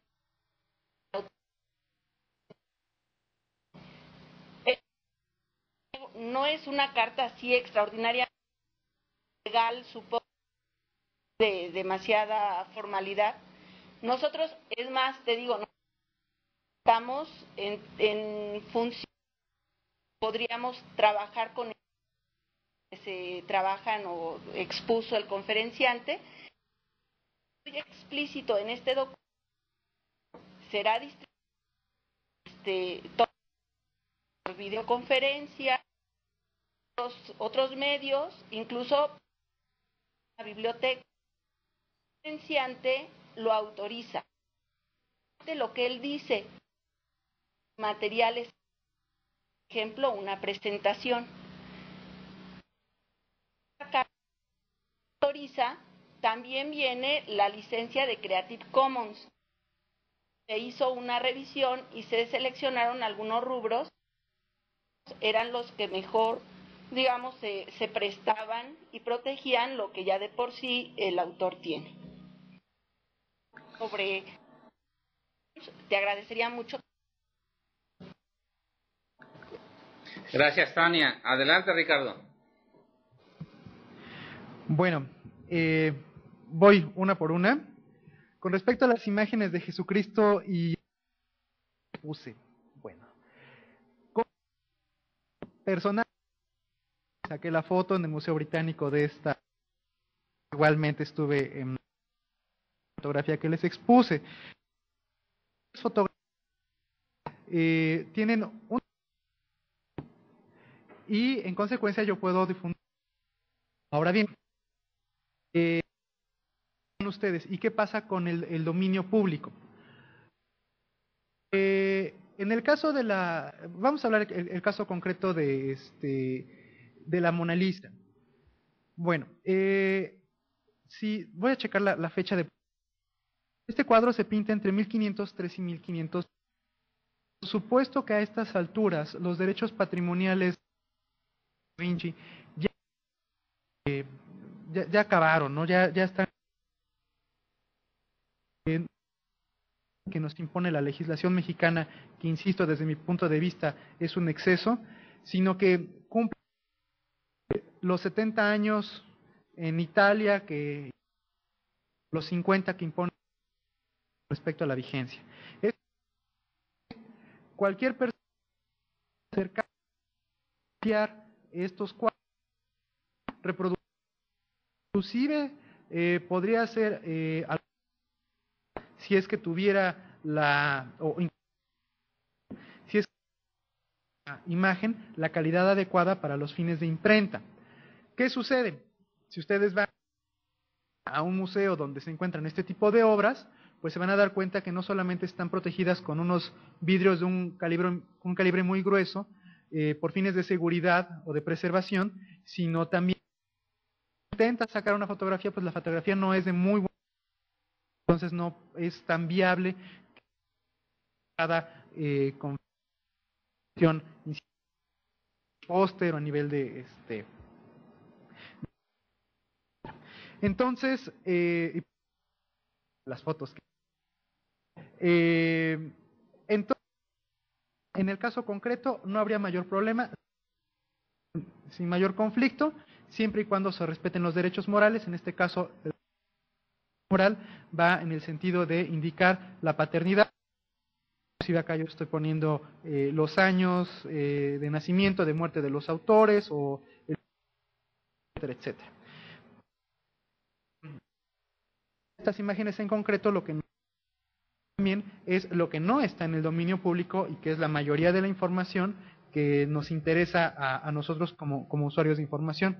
Entonces, es importante con la autorización eventual a conseguir la cesión de los derechos patrimoniales para fines de la generación de la videoteca, pues es finalmente el objetivo de esta plática, ¿no? Que se establezcan, que se traduzcan en el establecimiento de internos. Ahora bien, con respecto a las series que actualmente tienen de videos, me hablaban de un productor. En efecto, normalmente tiende a ser el titular de derechos de autor de una manera, pues se asume que o ella ha sido la persona que se ha encargado de realizar todos los esfuerzos para incluir en un producto, que en este caso es un bien audiovisual.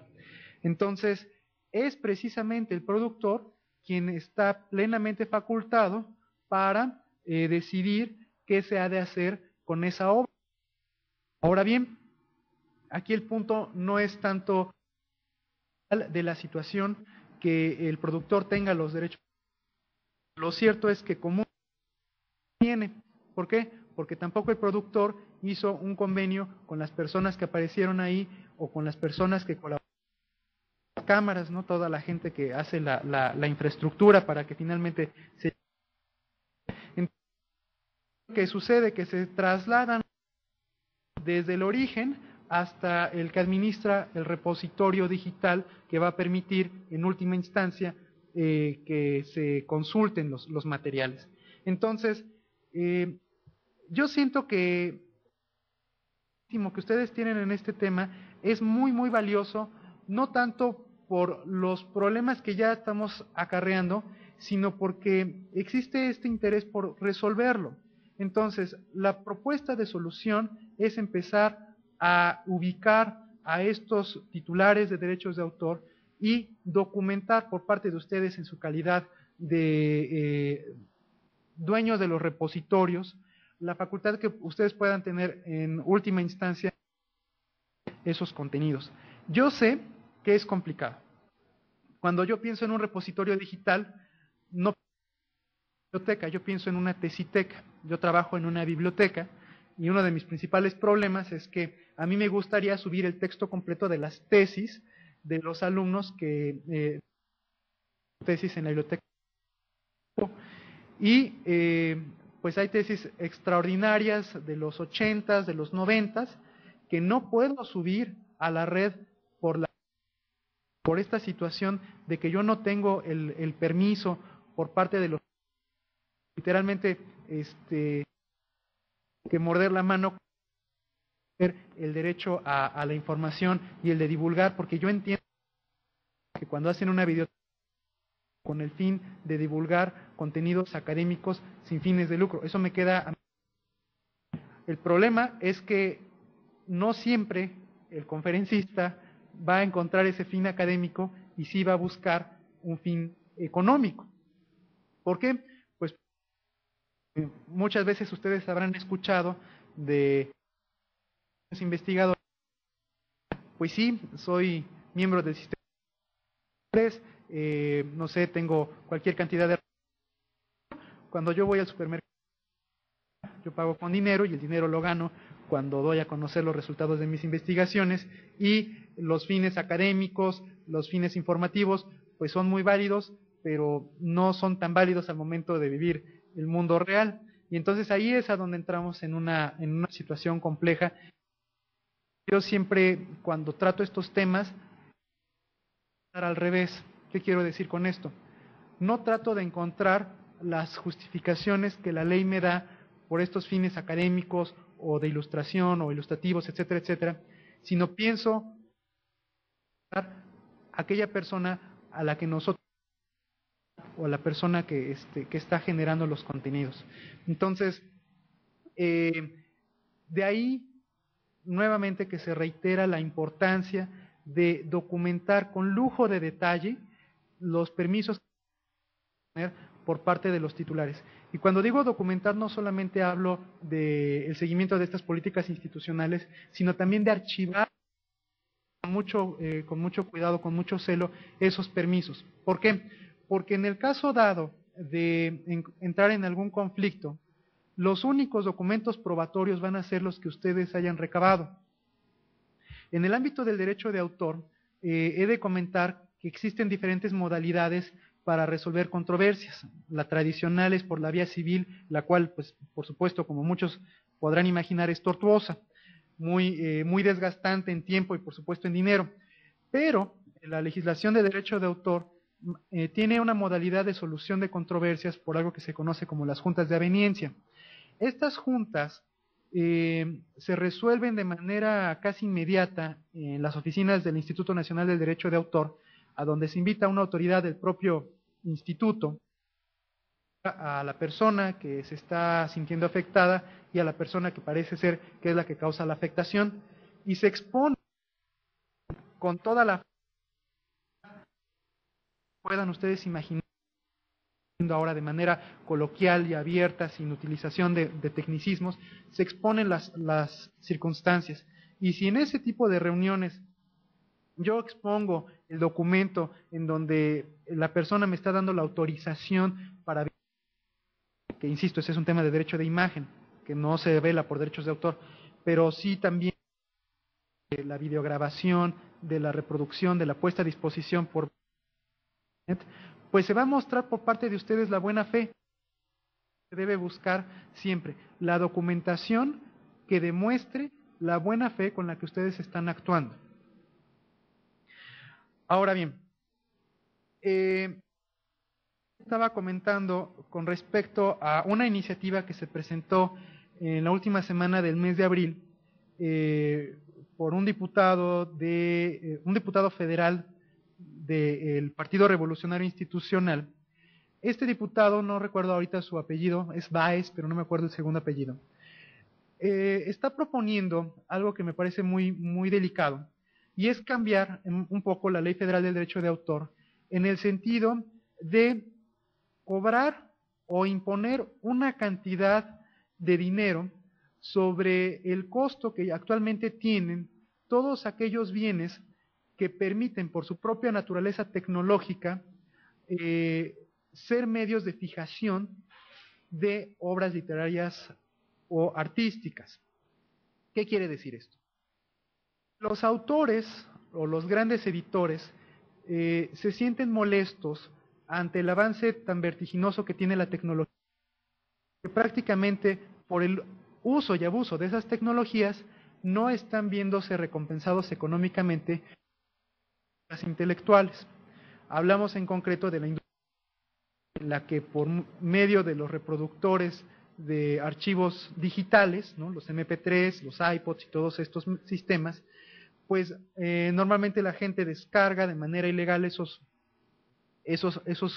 contenidos, en este caso las canciones, y no genera un beneficio económico a favor de los titulares. Bueno, la propuesta es que, en este caso, los iPods o cualquier otro sistema de reproducción de archivos MP3 se les imponga un costo extra, en este caso de aproximadamente el 8%, con respecto a su costo de venta. Ese sobreprecio se destine a las sociedades de gestión colectiva, que son unas personas jurídicas que se encargan de representar a grupos de artistas, ya sean de obras literarias o de obras artísticas. Entonces, en México existen más o menos unas 20 sociedades de gestión colectiva y que cada una de ellas se va a diferenciar por el tipo de obra que protege. Entonces, habrá el caso de literarias, representada por CEMPRO, que es el Centro Mexicano para la Protección del Derecho de Autor, pero existen otras más, ¿no? Entonces, bueno, la propuesta va en ese se busca, por medio de un sobreprecio de aproximadamente 8%, generar un beneficio que va a ser recaudado por las sociedades de gestión colectivas por la falta de pago que normalmente incurrimos de manera ilegal los contenidos, ¿no? Entonces, pues, también esto va, decíamos, sobre los productores y los importadores de los bienes en los que se pueda almacenar o reproducir contenidos. Y entonces, por ejemplo, las memorias USB incluiría los DVDs, los CDs, las fotocopiadoras, los escáneres, los multifuncionales, ¿no? Etcétera, etcétera. No así el papel, ¿no? Creo que ya sería un exceso. Entonces, bueno, esta propuesta se presentó, insisto, en la última semana del mes de abril de este año y se abrió un debate público para escuchar las posturas de diferentes gremios y resulta ser que, bueno, pues se presentó un grupo importante de personas de diferentes gremios que se opusieron de manera importante a esta situación y esta misma semana el diputado decidió suspender la continuidad del proceso de presentación de la iniciativa. No va a haber más reuniones abiertas y a lo más que se puede hacer en estos momentos es el planteamiento de posturas de manera escrita, directamente haciéndoselas llegar a él. Y bueno, pues cierto es que si bien en este momento no va a dársele continuidad a este proceso legislativo, también es cierto que sí existe un interés por parte de algunos titulares de derechos de autor o de muchos titulares de generar algún tipo de beneficio económico, insisto, ante lo que ellos consideran como una afectación masiva a sus intereses. Ahora bien, la pregunta es, ¿un proyecto de videoteca afectaría o se vería afectado pues yo creo que sí, en el sentido que si ustedes utilizan discos duros para videograbar estas conferencias, pues estos discos duros van a tener un sobrecosto y ese sobrecosto se va a pagar a autores, expositores o editores que en ningún momento ustedes videograbaron. Y entonces un fondo de dinero de un representante que sus agremiados son los que están frente a la cámara de ustedes. Entonces, por eso insisto que sí puede haber una afectación, aunque la afectación, pues considero, sería menor, aunque no tendría por qué haber afectación. Así de simple, ¿no? Ok, bueno, y la cuarta pregunta era con respecto a las licencias Creative Commons. Bueno, las licencias Creative Commons yo las percibo con un doble fin.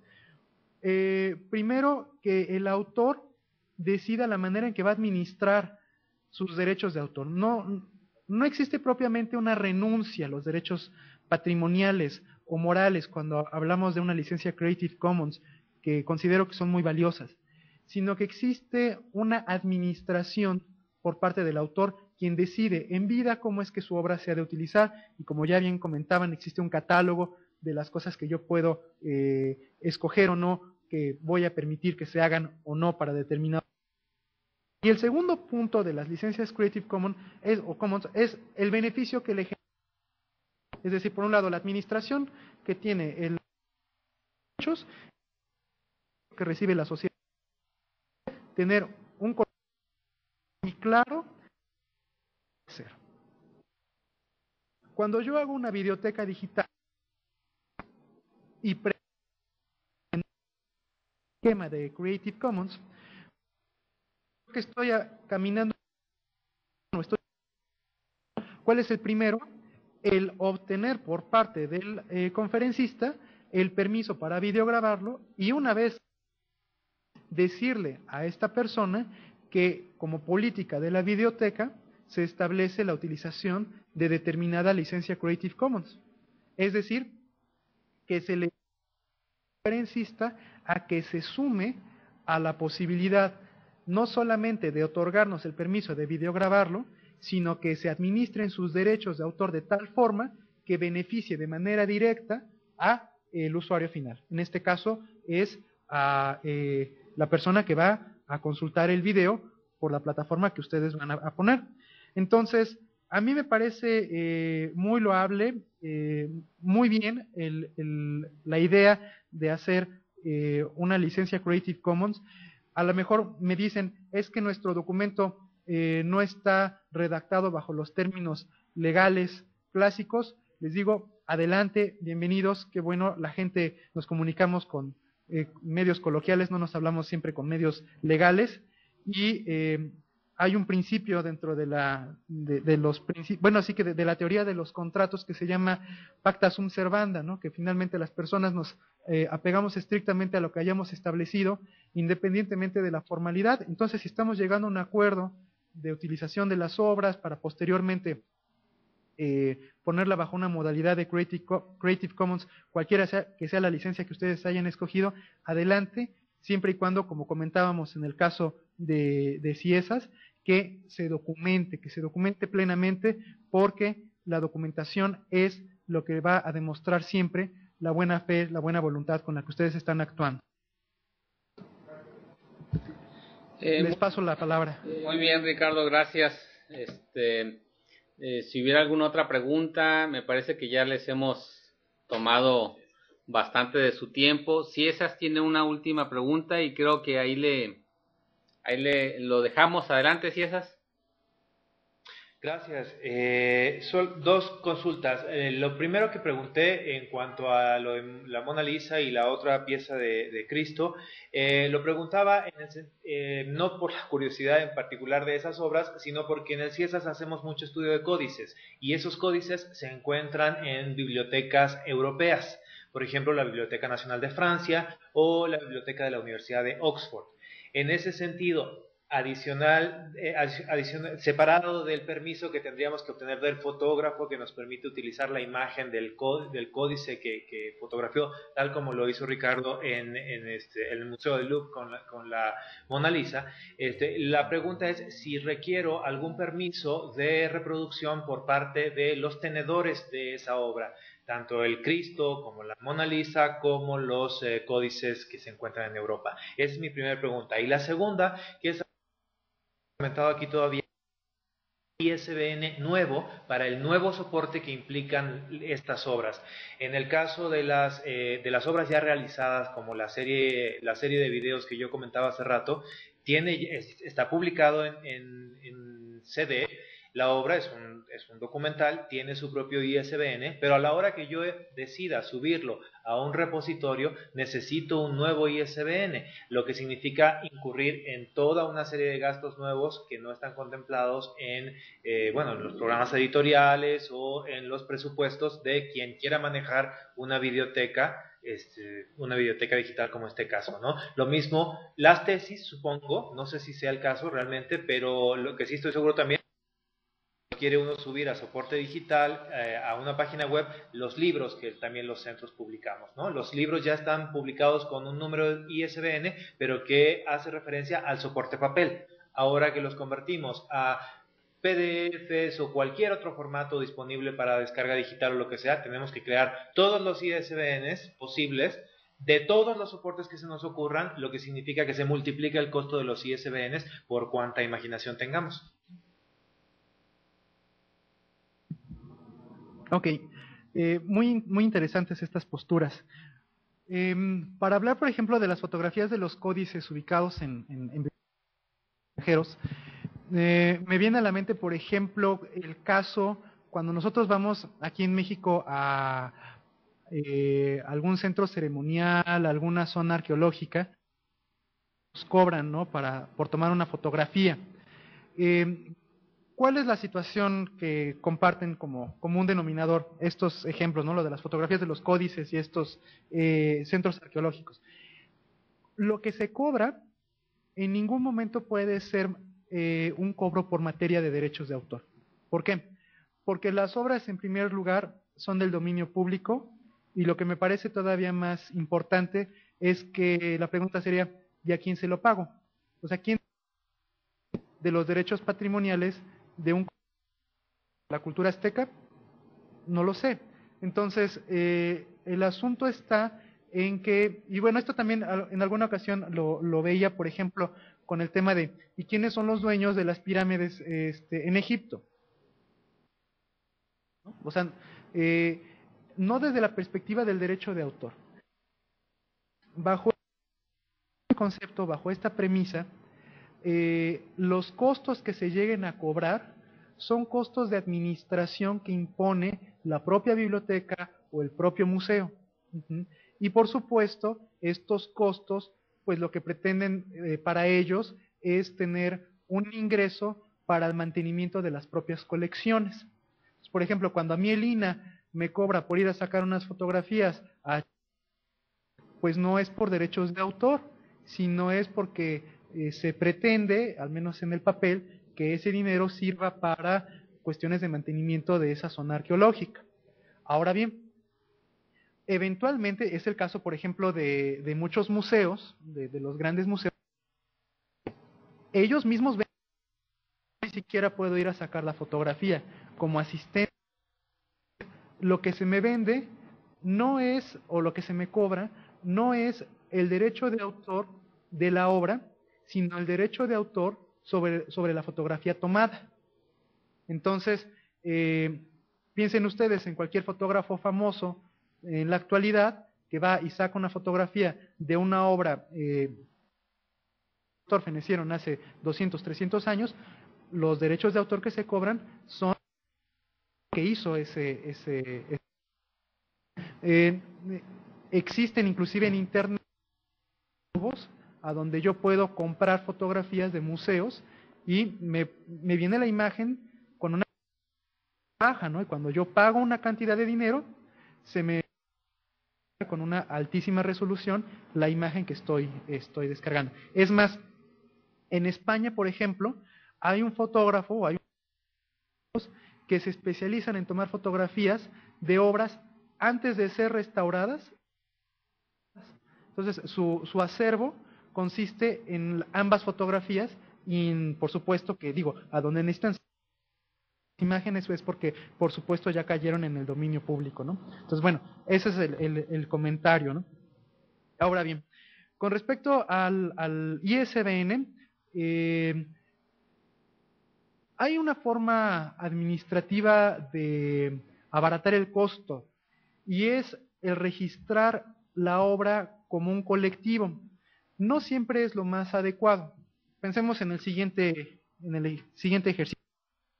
Supongamos que ustedes son coordinadores de un programa de licenciatura, la carrera X, y entonces ustedes tienen a sus profesores, a su planta, y cada uno de estos profesores desarrolla los contenidos para la propia clase. Y estos contenidos pues se pueden traducir cada uno de ellos en un manual. Bueno, lo que vamos a tener pues es a lo mejor 50 o 60 manuales, que es igual en número a las materias que se imparten a lo largo de esa carrera en concreto. Yo tengo dos opciones: registrar cada uno de esos manuales o de esos apuntes y obtener 50 o 60 ISBNs, o registrar la obra como un colectivo y obtener un solo ISBN en el que notifico que la obra está compuesta por una variedad de elementos. Entonces, es una solución administrativa. Lo mismo se hace, por ejemplo, cuando es el registro de obras. En lugar de registrar, se me ocurre, por ejemplo, imaginen el caso de un cuento, de una historieta. En lugar de registrar cada una de las imágenes que conforman la historieta, pues yo registro y con eso ya me ahorré una cantidad importante. El otro punto, creo yo, es que los ISBNs, afortunadamente, todavía son accesibles económicamente hablando. No estamos hablando de más allá de 200, 300 pesos, si no es que menos. Y me gustaría ocuparme un momento del origen del ISBN. Para la gente que trabajamos en bibliotecas, es esencial como un punto de acceso o un campo de acceso a la información.